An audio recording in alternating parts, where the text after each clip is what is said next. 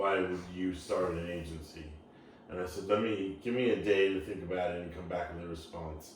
And within a couple hours, I had a call from another creative boutique down the street that was literally two guys. And they had just won the Bank of America business. Two guys out of a tiny office had won this enormous banking business, and they're like, we don't have any idea how to do media, and someone told us you might be able to do media. And I said, sure I can.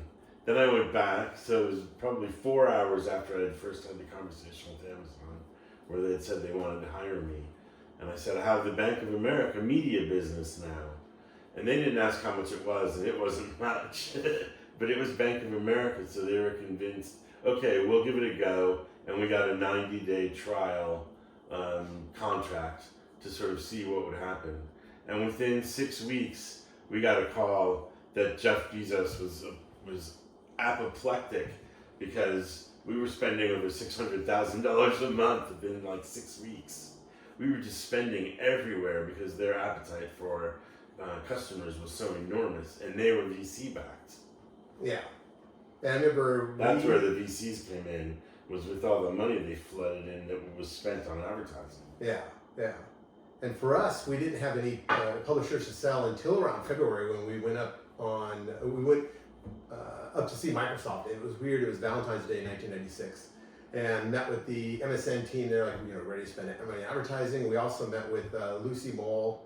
She started a site called Film.com, so it's a nice little brand name. We had something to sell there. And then we got early on a site called 32bit.com, which was developed by an ISP in Utah. Mm-hmm. And the unique thing about that, why they rose to fame so quickly, is they were a downloading website for software. Yeah. And back when they started, Zip, all these tech websites, they would send traffic to 32bit.com because they for some reason, didn't want to do it on their own to do the download. So that 32bit.com just took off, and we worked with them for years. And they were super smart people. And then one of the funny stories, we needed a developer site because Microsoft was advertising a lot on developer sites. Yeah. We had the cool site of the day. Remember that? Yeah. We had that site, and people would advertise on that. But it was tough. It was kind of a tough sell when you think about it because it's just the broad audience. We had National Geographic. Yeah. Super broad audience, not really an easy one to sell and not niched, and that's where we realized that it was going to be all the niches where the money, the higher CPMs was going to be.